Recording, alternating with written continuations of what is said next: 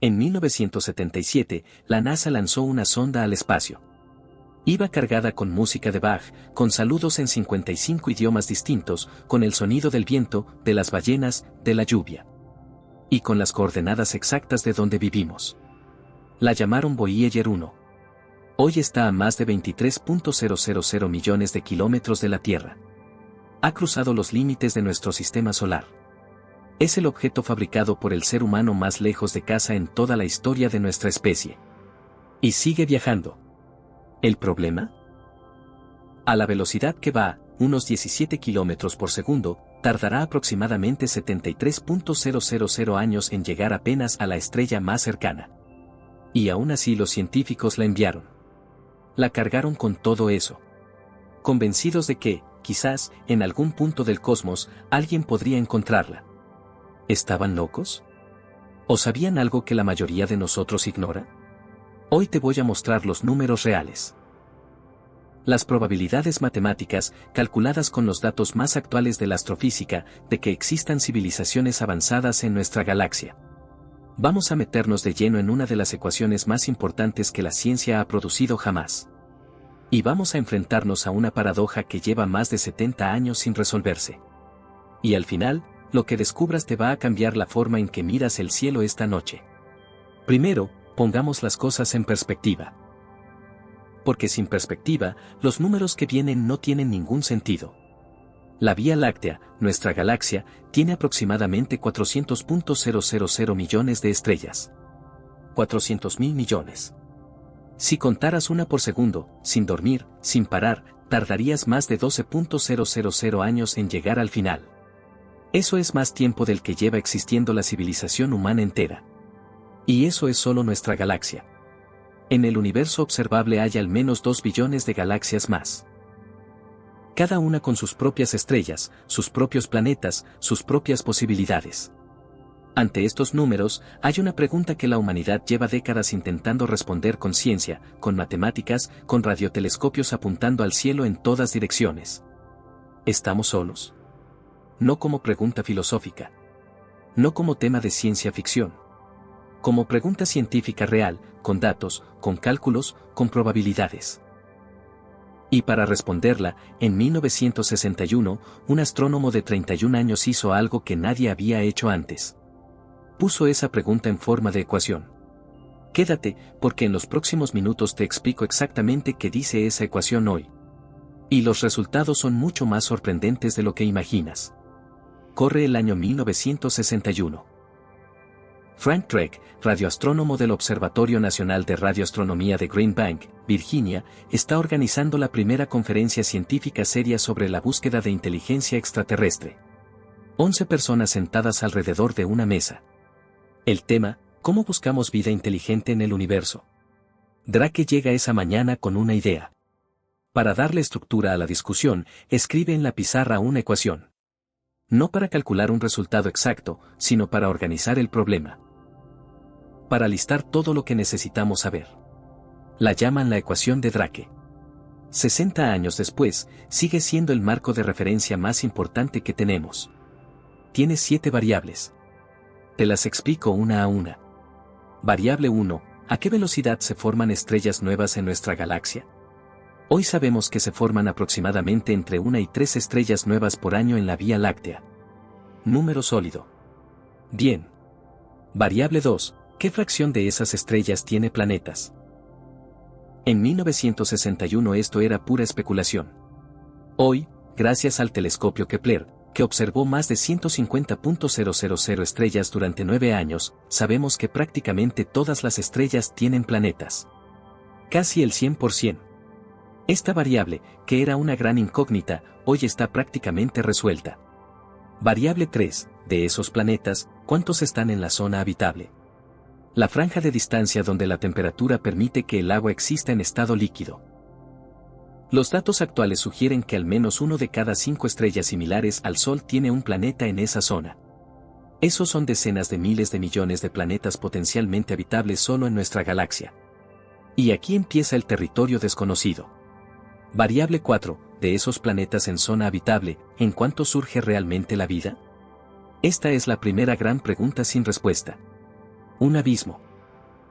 Porque no sabemos si la vida es algo que surge casi inevitablemente cuando las condiciones son adecuadas, o si fue un accidente extraordinariamente improbable que casi no debería haber ocurrido. Tenemos un único ejemplo, la Tierra. Y ese único ejemplo no nos dice nada sobre qué tan probable es. Si le llevas a tu médico una sola moneda y le preguntas si las monedas siempre caen de cara, él no puede responderte. Necesita más datos. Los optimistas ponen esta variable cerca del 100%. Los pesimistas, cerca de 0. La diferencia entre esas dos posiciones cambia el resultado final de la ecuación en cientos de millones. Variable 5, de los planetas donde surge la vida, ¿en cuánto se evoluciona hasta volverse inteligente? Otro abismo. En la Tierra, la vida multicelular existe desde hace unos 600 millones de años. La inteligencia humana lleva quizás 300.000. La tecnología capaz de comunicarse al espacio, menos de 100. ¿Es la inteligencia un resultado casi inevitable de la evolución, o fue un golpe de suerte que podría no haberse producido jamás? Los biólogos debaten esto sin llegar a un acuerdo. Variable 6. De las civilizaciones inteligentes, ¿cuántas desarrollan tecnología capaz de comunicarse al espacio? Probablemente muchas, si asumimos que la tecnología es consecuencia natural de la inteligencia. Y llegamos a la séptima variable. La última. La más oscura de todas. ¿Cuánto tiempo duran esas civilizaciones antes de desaparecer? Esta es la variable L. La longevidad. Y es la que hace temblar a los astrónomos por las noches. Porque si una civilización tecnológica dura en promedio solo unos pocos siglos antes de autodestruirse, el resultado de toda la ecuación colapsa. Nosotros llevamos emitiendo señales de radio al espacio unos 100 años. Solo 100. En la escala de tiempo de la galaxia, eso es un parpadeo. Si somos el ejemplo típico, y si las civilizaciones suelen durar poco, la ventana de tiempo en la que dos civilizaciones podrían coincidir y detectarse mutuamente sería infinitesimalmente pequeña. Podríamos estar completamente solos en esta galaxia. No por ser raros en términos de origen, sino por existir en el momento equivocado. Bien. Hagamos los cálculos con los valores que los científicos más optimistas manejan hoy. Si eres optimista en cada variable, si asumes que la vida surge fácilmente, que la inteligencia evoluciona con frecuencia, que las civilizaciones duran mucho tiempo, el resultado de la ecuación puede darte decenas de millones de civilizaciones activas en la Vía Láctea ahora mismo. Decenas de millones. En nuestra sola galaxia. Eso suena absolutamente increíble. Y entonces surge la pregunta inevitable. La pregunta que Enrico Fermi hizo en 1950 durante un almuerzo aparentemente trivial y que ha perseguido a la astrofísica durante más de 70 años. Si hay tantas civilizaciones, ¿dónde están todas? Eso es la paradoja de Fermi. Y es posiblemente el problema más profundo que la ciencia ha planteado jamás. Piénsalo. Si existieran millones de civilizaciones en nuestra galaxia, algunas de ellas llevarían millones de años de ventaja tecnológica sobre nosotros. Con ese tiempo, habrían tenido sobradas oportunidades para colonizar la galaxia entera, para enviar sondas a cada sistema estelar, para emitir señales que llenaran el espacio electromagnético. Y sin embargo, silencio. 60 años de búsqueda activa con radiotelescopios. Millones de frecuencias escaneadas. 0 señales de origen inequívocamente artificial. Es como si llegaras a una ciudad de 1 millón de habitantes en plena hora punta y no encontraras a nadie. Las luces encendidas, los coches parados en los semáforos, la música saliendo de los bares. Y ni un alma. Algo no encaja. Y las explicaciones que los científicos han propuesto van desde lo reconfortante hasta lo directamente perturbador. La primera, la vida inteligente es rarísima. Quizás el salto de bacterias a inteligencia compleja es tan improbable que solo ocurrió una vez en toda la historia de nuestra galaxia. En nosotros. Para que surgiera la vida compleja en la Tierra necesitamos una combinación de factores extraordinariamente específica, el tamaño adecuado, la Luna correcta estabilizando nuestro eje, Júpiter actuando como escudo gravitacional, la tectónica de placas regulando el clima durante millones de años. Quítale cualquiera de esos elementos y quizás no estamos aquí teniendo esta conversación. La segunda explicación es más oscura. Mucho más oscura. Se llama el gran filtro. La idea es que en el camino desde la materia inerte hasta una civilización interestelar, hay algún obstáculo devastador. Algún punto en el que casi todas las trayectorias evolutivas terminan. La pregunta terrorífica es una sola: ¿ese filtro está detrás de nosotros o delante? Si está detrás, ya lo hemos pasado. Somos los supervivientes. El silencio del universo se explica porque casi nadie logra llegar hasta donde hemos llegado nosotros. Eso sería una noticia fantástica. Pero si el filtro está delante de nosotros, si hay algún obstáculo que toda civilización tecnológica encuentra y del que casi ninguna sale, entonces el silencio del universo no es una curiosidad astronómica. Es una advertencia. ¿Podría ser el cambio climático el gran filtro? ¿La guerra nuclear?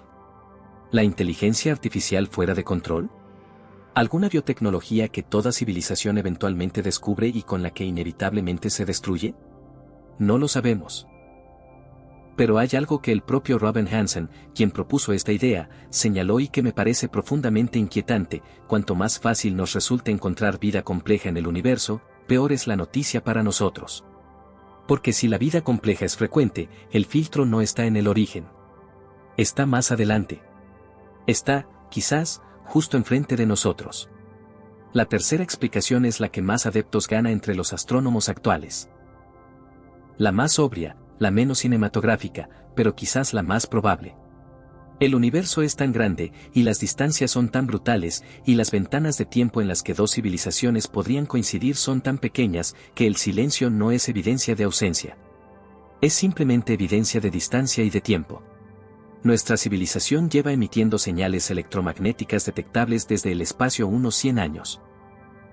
Eso significa que nuestra burbuja de presencia en el cosmos, la esfera dentro de la cual alguien podría haber detectado que existimos, tiene un radio de solo 100 años luz. 100 años luz. En una galaxia de 100.000 años luz de diámetro. Si hay una civilización a 200 años luz de aquí, ni siquiera saben que existimos. Todavía no les ha llegado nuestra primera señal de radio. Pero aquí viene la parte que hace que los astrónomos estén eufóricos en este momento. La parte que realmente cambia el juego. El telescopio espacial James Webb, lanzado en diciembre de 2021, está reescribiendo todo lo que creíamos saber sobre los planetas más allá de nuestro sistema solar. Por primera vez en la historia de la humanidad, tenemos un instrumento capaz de analizar en detalle la composición química de la atmósfera de planetas a cientos de años luz de distancia. Podemos buscar biofirmas. Señales químicas cuya presencia sería muy difícil de explicar sin la existencia de vida.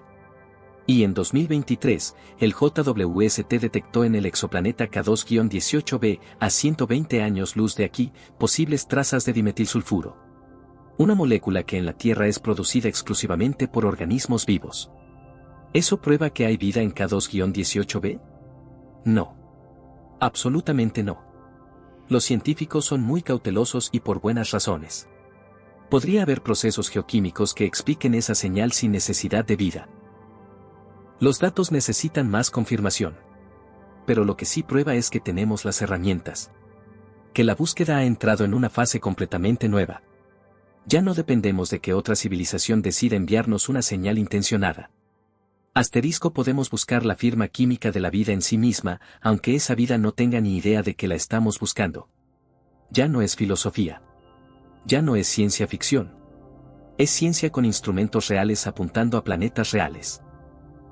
Y los próximos años van a ser los más emocionantes de la historia de la astronomía. El Extremely Large Telescope, actualmente en construcción en el desierto de Atacama en Chile, tendrá un espejo de 39 metros y podrá analizar atmósferas planetarias con una resolución sin precedentes. Estamos, literalmente, a las puertas de una respuesta. Eso me lleva a la pregunta que me parece más importante de todo este video. Una que la ciencia todavía no puede responder. Si encontramos vida, si encontramos una civilización avanzada, ¿qué significa eso para nosotros? Vuelvo a la Voyager 1. ¿Recuerdas que te pregunté al principio si los científicos estaban locos por enviarla? Ahora te puedo dar la respuesta. No. No estaban locos. Pero tampoco pensaban que alguien la fuera a encontrar pronto. Ni siquiera estaban seguros de que alguien fuera a encontrarla jamás. La enviaron porque el acto de enviarla era en sí mismo significativo. Porque necesitaban creer. Porque necesitaban actuar como si hubiera alguien ahí fuera. Porque la alternativa, un universo infinito, antiguo, inmenso, y completamente vacío de mentes capaces de contemplarlo y de preguntarse qué son, es demasiado solitaria para aceptarla sin luchar. Y hay algo profundamente, irremediablemente humano en ese gesto. Los matemáticos te dirán que con 400,000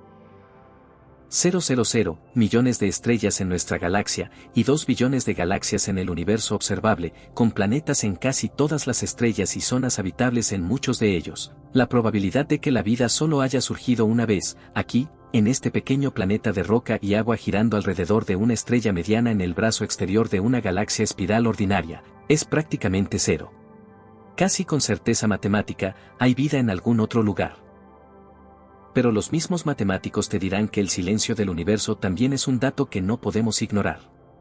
Que 70 años de búsqueda activa, imperfecta y limitada, pero búsqueda al fin, no ha producido nada definitivo. Y esa tensión entre los dos hechos, la inmensidad que hace casi imposible que estemos solos, y el silencio que susurra que quizás si lo estamos, es el mayor misterio que la humanidad ha contemplado jamás. Hay una frase de Carl Sagan que me ha perseguido desde que la leí por primera vez. Decía que somos polvo de estrellas que se contempla a sí mismo. Átomos que se organizaron durante 13.800 millones de años hasta volverse capaces de preguntarse de dónde vienen. Y si en todo ese cosmos, en toda esa inmensidad de tiempo y espacio, solo existimos nosotros. Entonces tú, que estás viendo este video ahora mismo, eres parte de la única cosa en el universo que puede contemplarlo, que puede sentir asombro ante él, que puede entender aunque sea una fracción ínfima de lo que es. Eso no es deprimente. Eso es lo más extraordinario, lo más vértigo inductor que puedo imaginar. No somos polvo insignificante en un universo sin sentido. Somos el universo haciéndose preguntas a sí mismo. Y eso, seas creyente o ateo, científico o artista, cambia completamente lo que significa estar vivo.